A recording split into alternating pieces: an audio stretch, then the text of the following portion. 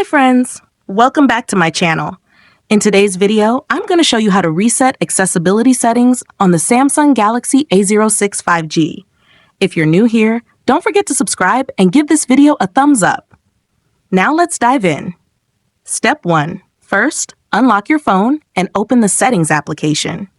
This is where you can find various customization options for your device, including display settings, security settings, and accessibility features. Step 2.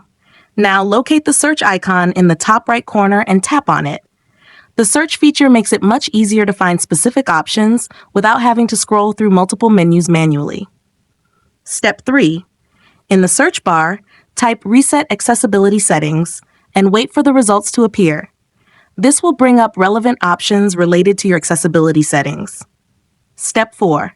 After performing the search, find the Reset Accessibility Settings option from the search results and tap on it. Choose the Reset Accessibility Settings option again.